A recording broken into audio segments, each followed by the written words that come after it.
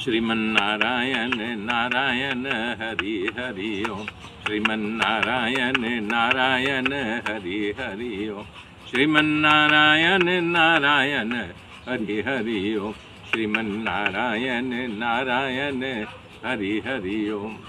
भगवान श्री कृष्ण उद्धव से कह रहे हैं, उद्धव तुम नहीं जानते, सारी गोपियां हमारे अधीन हैं। मैं उनका प्रीतम हूँ। अपने पति, अपने पुत्र, अपने घर, अपने परिवार सबको छोड़ करके सिर्फ केवल और केवल हमारे में आत्मा में अपनी आत्मा को पिरो दिया हूँ। मैं सबसे वादा किया हूँ कि मैं गोकुल अवश्य आऊँगा। उद्धव, आज भी हमारा नियम है, जो कोई अपना घर परिवार, नाते रिश्तेदार, बंधु बांधव, पिता पुत्र स्त्री छोड़ करके हमें समाहित रहता है, उसका भरण पोषण ज्ञान सब मैं उसके साथ, मैं भक्तों का भी भक्त हूँ। हे उद्धव, तुम जाओ, जा करके हमारी गोपियाँ जो विरह आतुर हैं उनको हमारा उपदेश सुनाइए और आप उनको जान करके अपने जो है ज्ञान वाणी दीजिए। तो उद्धव के मन में आ गया, मैं व्याकरण ढंग से बोलने वाला हूँ, वो सब जो हैं ग्वाल हैं, हमारी भाषा कहाँ समझ में आएगी। तब भगवान तुरंत समझ जाते हैं, बोलते उद्धव देखिए, भक्ति का प्रारूप बड़ा विकट होता है, आप जाइए वहाँ पर ज़रूर, और आपकी भाषा, आपका समझाने का भाव वो ज़रूर समझेगी।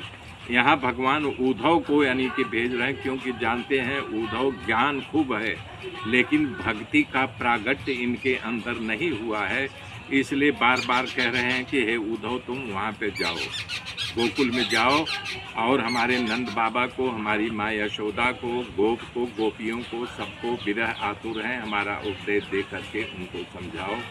इतना कहने के बाद उद्धव जो है रथारूढ़ होते हैं, रथ गोकुल की ओर बढ़ता है। आते आते शाम हो जाती है। शाम के वक्त जब गोकुल में प्रवेश करते हैं, देख रहे हैं हर घर के सामने गाय दूहने की आवाज़ आ रही है। घुर्र घों, जहाँ देख रहे हैं नज़र पड़ रही है सिर्फ गाय के दूहने की आवाज़। थोड़ी दूर आगे बढ़ते हैं, देखते हैं कुछ गोप बैठ करके भगवान का और बलराम की गाथा का वर्णन कर रहे हैं। तो रथ को रोक देते हैं उधर, बोले भाई तुम क्या कर रहे हो? बोले मैं भगवान की गाथा, भगवान की महिमा का वर्णन कर रहा हूँ। थोड़ी दूर जाते हैं, देखते हैं औरतें अपने अपने घर में लीपा पोती कर चुकी हैं और फूलों का श्रृंगार कर रही, सजा रही हैं।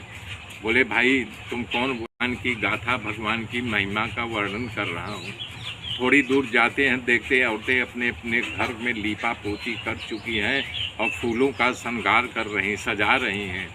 बोले भाई तुम कौन? बोले हम गोपियाँ हैं। बोले ये क्यों शाम के समय घर को सजा रही हो? बोला हमारा प्रीतम कृष्ण हमसे कह के गया है, मैं अवश्य आऊँगा। मान लो अभी आ जाएगा तो, क्योंकि जब गाय चराने जाता था हर शाम को वापिस आता था, अगर वो आ गया तो हमारा घर उजला दिखाई देगा, हम छिन्न भिन्न रहेंगे तो कैसे खुश, कैसे प्रसन्न होगा।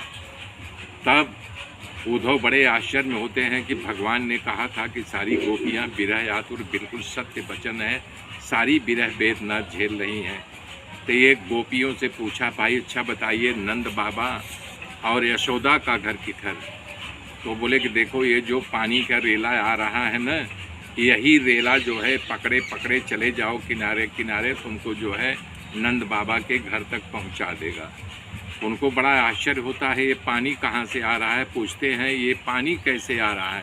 बोले उनकी गाय, नंद बाबा, यशोदा, हम लोग भी जा कर के वहाँ कान्हा के विरह में रोते हैं तो वो आंसू जो गिरता है तो पानी का रेला बन गया है।